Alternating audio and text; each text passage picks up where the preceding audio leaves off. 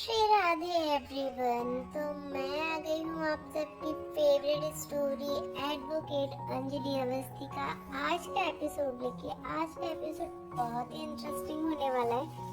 तो जहाँ पे हम देखने वाले हैं कि जो अंजलि की शादी तो अमन से होने के बाद अंजलि जो है वो ये रिश्ते को एक्सेप्ट नहीं कर पा रही थी दिल से, पर फिर भी वो बहुत कुछ सोचती है इस बारे में कि अगर ये चीज़ें बाहर आई तो फिर वो गिन्नी के बारे में सोचती कि गिन्नी को दिक्कत होगी। गिन्नी जो है वो कहीं ना कहीं उससे इस बात के लिए बहुत ही रिक्वेस्ट करती है कि तुम इस शादी को एक्सेप्ट कर लो, तुम इस सुहागरात के लिए जाओ, क्योंकि अगर तुम नहीं गए तो फिर मेरा मंगलसूत्र जो है, मेरी शादी खतरे में पड़ सकती है और मैं ऐसा नहीं होने देना चाहती। तो इसलिए वो उससे रिक्वेस्ट करती है कि तुम इधर जाओ, प्लीज़ चले जाओ सुहागरात के लिए।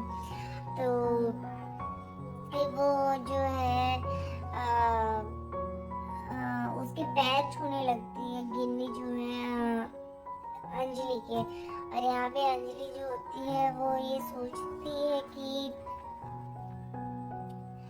मतलब बहुत कुछ उसके दिमाग में चलता रहता है, बिकॉज वो अपने बस्ती से अब आ चुकी होती है राठौड़ के हाउस में।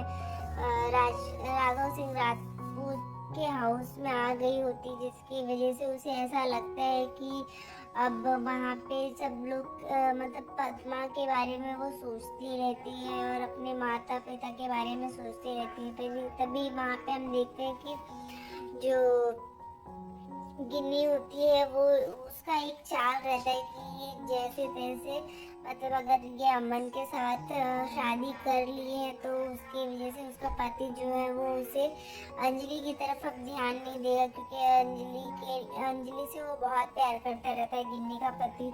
और अंजलि जो है वो उसे रिजेक्ट कर दी होती है। और यहाँ पे अमन जो है वो अंजलि से वो भी प्यार करता है। तो कहीं ना कहीं अमन के लिए उसकी दिल में फीलिंग्स तो रहती है, बट जब उसने ये झूठी शादी का ढोंग रचा और ये सब चीज़ें हुई तो उस वजह से वो बहुत ही मतलब परेशान हो चुकी थी कि ये सब चीज़ें, इसकी वजह से उसका विश्वास उठ गया था उसके ऊपर से, अमन के ऊपर से। तभी हम दूसरी तरफ देखते हैं कि जो पद्मा है वो उसके घर में राजपूत युवराज ठाकुर है वो घुस चुका होता है और उसके सारे दोस्त लोग जो होते हैं, गुंडे लोग, वो घुस जाते हैं।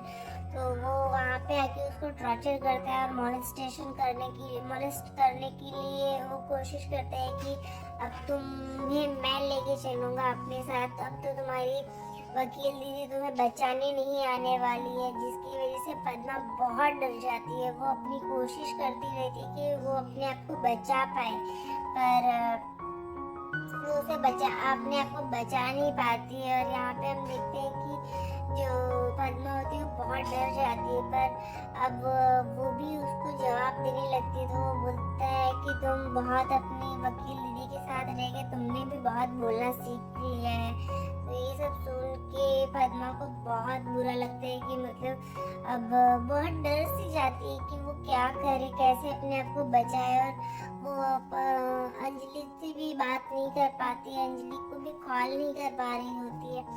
कॉल किया तो उठा नहीं रही थी उसका कॉल।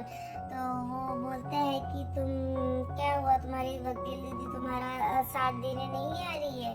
वो तो अब आज उसकी सुहागरात है, वो तो आज फूलों के बिस्तर पे होगी।